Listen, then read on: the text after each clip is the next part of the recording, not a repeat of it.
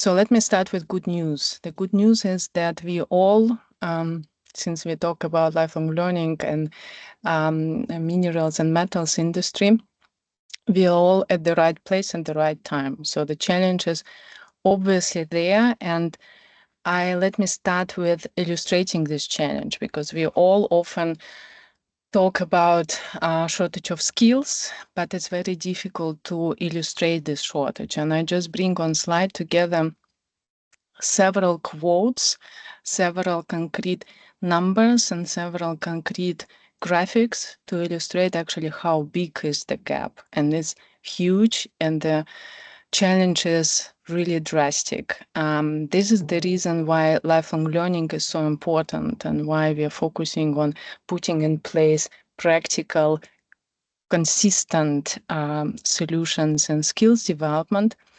But also, I think very important to start talk about every solution with a little bit understanding the root cause of the problem.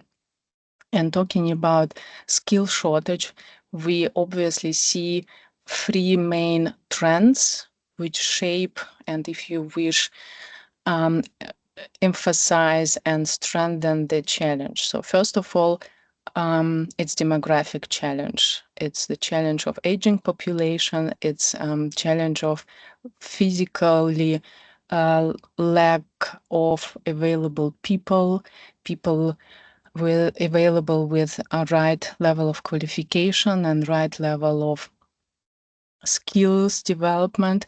And let's be also open and honest about it, the challenge about perception on the industry itself. So it's not popular, it's not very attractive for younger people, for younger generation to work in the sector. So that's why demographic challenge is challenge overall across Europe, across all the industries, but for minerals and metals industry, it's even more intense due to its historical perception.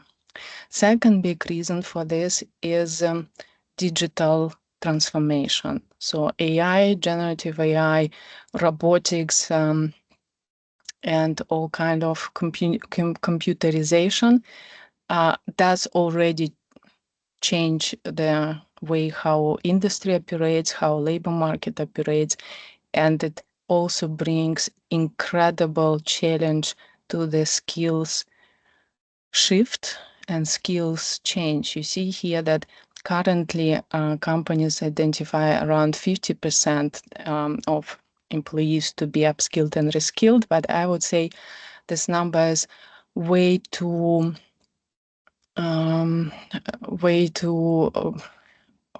optimistic. I would say that 70%, and we saw in several researchers that claim that 70% of current workforce needs upskilling and reskilling.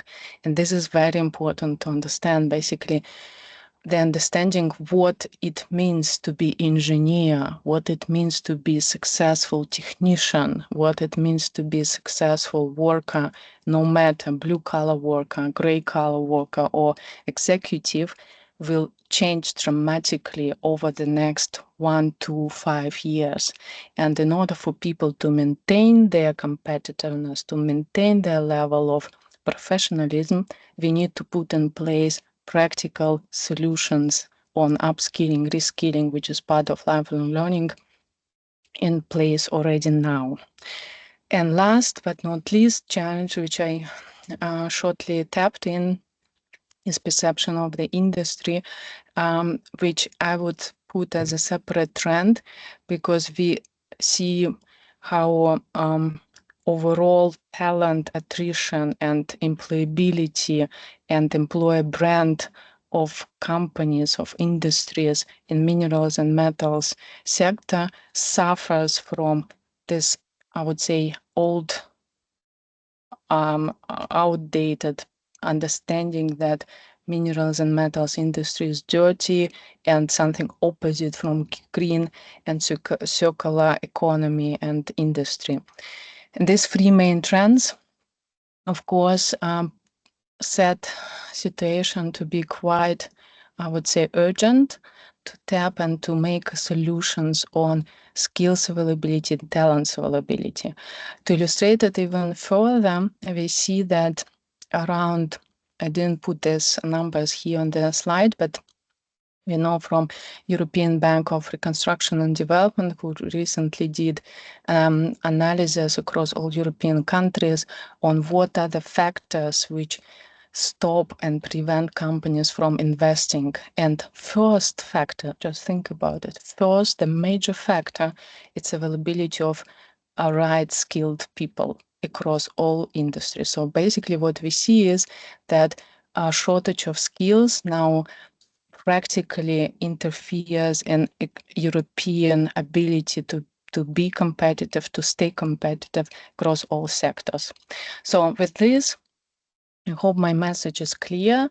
The call for action is very clear and justified. We see it on many sectors, and especially in minerals and metals sector particularly. So in this regards, what would be very very unfortunate if I just bring a negative part of the picture, but don't equip you with answers, what we can do as an industry, what we can do on our side from EIT RawMaterials. And here we tap the problem in four different perspectives. We talk about availability of the talents in terms of attractiveness, of young generation talents, of talents from different industries, and covering population of people who are underrepresented in the minerals and metals sector.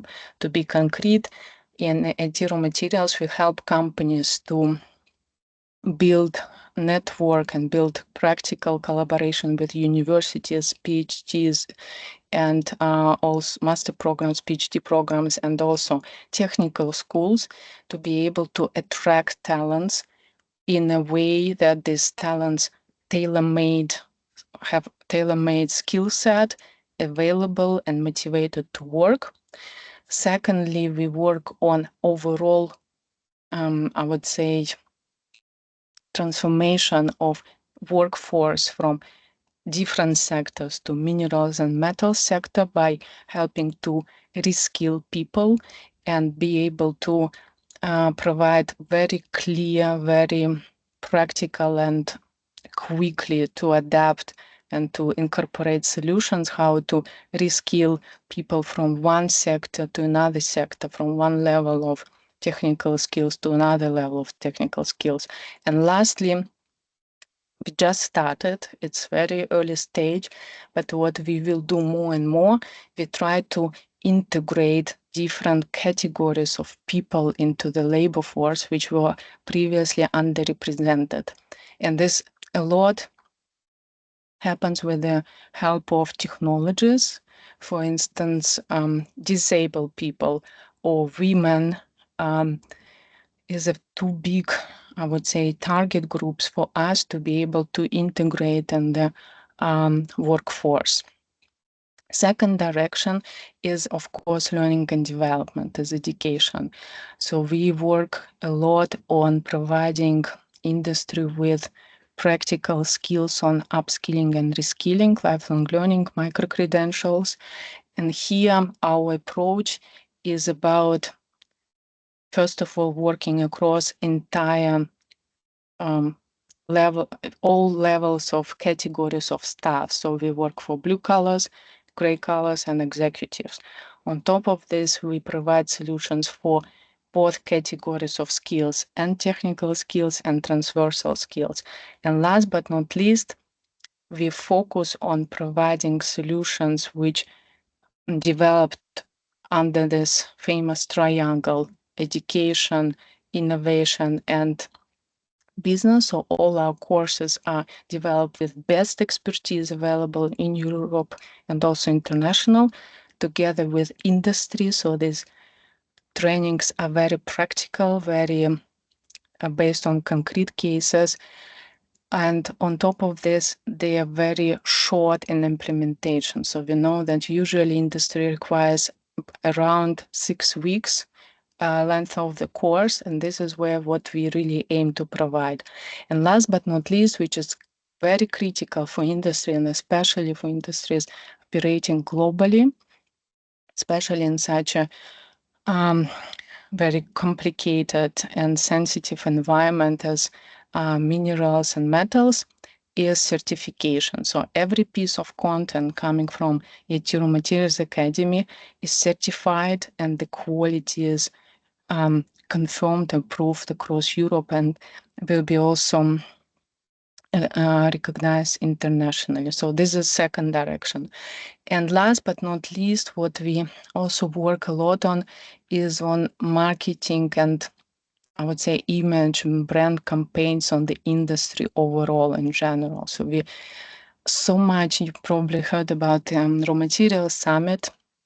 And if you follow the speakers, if you follow the high-level people sharing on their challenges, they all speak about the same, that it's super difficult to attract capital, to attract people, to attract stakeholders focus, not before we resolve overall perception on the industry. So we really work with people on different categories, societies, parents, school pupils, graduates, students, professionals, with the aim to show them different side of industry, to explain that the truth is that green economy is not possible without minerals, without mining, without exploration, and that we know already how to do the business effectively and also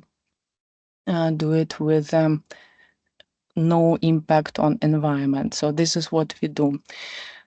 I, of course, have prepared some concrete examples of cases where we work with master programs, also with PhD programs, and concrete examples on attracting talents, for instance, lab to market, venture building program where we work with universities, with students on ideas of launching startups, open innovation challenge for students, when again we attract students and graduates for industry to work there, where we aim to develop employer brand, provide young, educated talents to the industry, but also help them to tap and to find solutions for some technical challenges and problems.